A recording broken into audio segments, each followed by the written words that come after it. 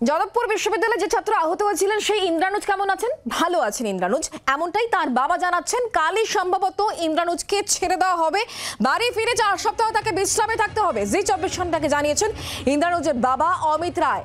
Police প্রশাসন নিজেদের দায়িত্ব পালন করেনি, প্রমাণ হয়ে গিয়েছে। জি24 ঘন্টায় এমনই মন্তব্য ইন্দ্রানুজের বাবা অমিত রায়ের। হাসপাতালে ভর্তি উপাচার্যের সঙ্গেও দেখা করতে যাবেন তিনি। ইন্দ্রানুজ এখন ইমপ্রুভ করছে খুব র্যাপিডলি।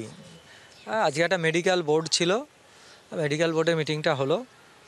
ইন্দ্রানুজ সব দিক দিয়েই ইমপ্রুভ করছে, হয়তো কালকে ওকে রিলিজ করে দেওয়া হবে। হ্যাঁ, ভাইস চ্যান্সেলর স্যারের সঙ্গে দেখা করতে যাব। উনি কি আলোচনার বিষয়বস্তু, কি আপনার সাথে কি অ্যাপয়েন্টমেন্ট হয়েছে? আপনি না আলোচনা বিষয়ে আমরা এমনি তার শারীরিকে শুভেচ্ছা জানাতে, প্লাস তিনি দ্রুত সুস্থ হয়ে আসুন, ক্যাম্পাসে ফিরে এসে ক্যাম্পাসের যা যা ছাত্রছাত্রীদের সঙ্গে কীভাবে আলাপ আলোচনাগুলোর করা যায়, আলোচনাগুলো চালু করুন, সেই জায়গাটা নিয়েই তাদের যাতে প্রথম ধাপ এখন তাকে দ্রুত আরোগ্য কামনা করে আসি। বাংলার আওয়াজ, বাঙালির আবেগ, জি24 ঘন্টা।